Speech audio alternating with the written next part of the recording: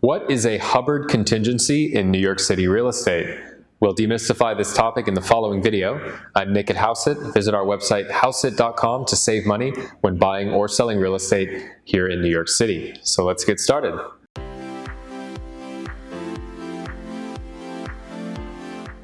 A Hubbard contingency allows a set amount of time for a buyer to obtain a fully executed contract of sale on their existing home before being forced to either walk away or waive their right to walk away from their new purchase. If negotiated properly with the help of a veteran real estate attorney, a home buyer who needs to sell his old home first won't have to face the uncertainty of whether he'll be able to obtain the sale proceeds from his original property in time to buy his new property. Now, this is normally a scary prospect for buyers who need the money from selling their old home in order to buy, especially if they are in contract on their new place but haven't yet found a buyer on their old home. They run the risk of forfeiting their 10% of the contract price good faith deposit if they are unable to complete the purchase. An offer with a Hubbard contingency, also known as a sale contingency, is substantially less attractive to home sellers than a comparable offer without such a contingency. This is because the seller has little information on how likely the buyer's existing property is to sell, if it will sell, how long it will take, and what stage of the process the buyer or the transaction overall is in.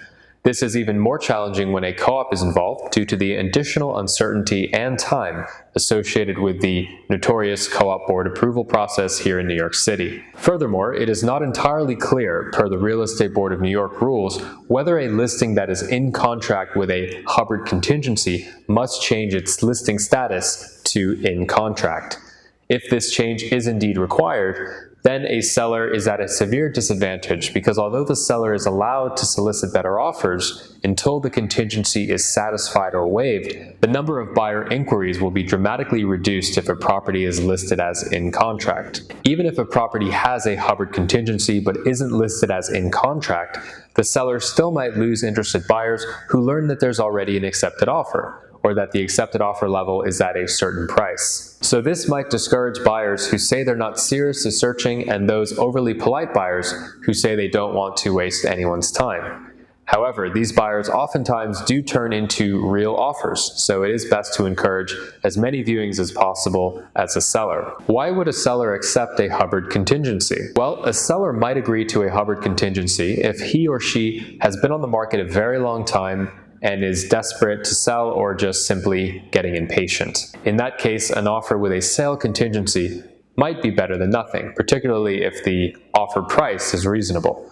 However, any smart seller will realize that the deal is not binding, as the buyer will have a myriad of ways to make sure his existing home doesn't sell if the buyer wants to back out. Therefore, a seller who accepts a Hubbard contingency must continue to aggressively market her or his home, hold open houses, and perhaps even lower the price in a gambit to attract additional buyers. Visit our website Hauseit.com to see a sample Hubbard contingency contract writer for New York City. In other parts of the country where purchase agreements are standard forms, the Hubbard contingency is typically a separate and simple one-page form. So there you have it. We hope you found this video helpful. I'm Nick at Hauseit. Visit our website Hauseit.com to learn about ways to save money as a buyer or seller here in New York City. We'd love to help, and if you enjoyed this video, do us a favor, hit like, subscribe, leave us a comment. We greatly appreciate it, and we hope to see you on the next video.